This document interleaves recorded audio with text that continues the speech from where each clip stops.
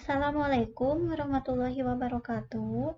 Perkenalkan, nama saya Alivia Zahra dari kelas TMKTI 3B dengan NPM 1184051. Di sini saya akan mereview webinar Google Search Console dengan tema revolusi mental dan Paroli Awangga sebagai salah satu pembicaranya. Dan ini merupakan salah satu tugas dari mata kuliah Sistem Informasi Geografis. Pertama-tama, kita menuju Google Search Console dulu, seperti ini. Kemudian, kita bisa langsung login berdasarkan apa yang dipaparkan oleh paroli kemarin. Lalu, kita langsung ke query. Di sini, query-nya berisi keyword yang dimasukkan oleh user. Nah, berdasarkan contoh, misalnya websitenya paroli, yaitu portal kampus keren. Query yang banyak dicari oleh user itu, yang banyak dimasukkan oleh user, banyaknya di jurnal dan juga publikasi. Maka dari itu, karakter dari web portal kampus keren ada di publikasi. Kemudian selanjutnya, kinerja halaman, yaitu merupakan halaman yang sering diakses oleh user. Misal, kita mencari portal kampus keren itu tidak harus langsung masuk ke web atau dashboard awalnya. Jadi kita misalnya bisa langsung masuk ke tujuan kita. Misalnya kita contohkan sebagai berikut. Seperti ini. Nah, ini jadi kita tidak harus langsung ke sininya atau ke halaman awalnya. Misalnya kita mau mengecek plagiarisme, jadi kita langsung ke sini saja, tidak perlu ke sini dulu. Seperti itu.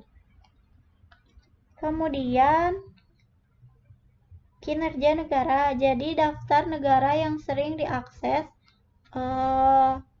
websitenya itu apa? Seperti misalnya kan website yang dibuat itu bahasa Indonesia. Jadi rata-rata pengakses negara user itu Indonesia. Jadi Indonesia merupakan salah satu negara dari user yang sering mengakses portal web portal kampus keren seperti itu. Kemudian ada perangkat. Nah, perangkat ini daftar perangkat yang sering mengakses website tersebut. Di sini itu di review yang kemarin, daftar perangkat yang sering mengakses website portal kampus keren ada mobile dan juga desktop. Nah, mobile ini biasanya digunakan oleh mahasiswa-mahasiswa. Sebenarnya tidak tertentu juga, tidak khusus gitu. Cuma biasanya gitu mahasiswa mengakses lewat mobile.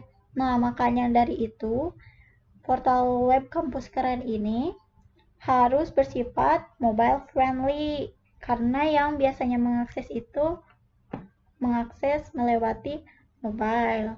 Kemudian ada tampilan penelusuran dan juga tanggal penelusuran. Tanggal penelusuran ini jadi ada tanggal-tanggal di mana user itu mengakses web portal kampus keren, jadi tampil gitu. Kemudian ada indeks, dan indeks terdiri dari cakupan, peta situs, dan penghapusan. Cakupan ini berisi biasanya itu error dari webnya sendiri. Jadi misalnya ada error 505. Nah, itu kenapa terjadi? Misalnya terjadi perubahan nama situs. Misalnya slash halaman 1 diganti jadi halaman saja. Nah, itu bisa mengakibatkan error 505. Kemudian ada peta situs. Peta situs itu misalnya seperti ini. Nah, ini kampusawangga.net seperti itu.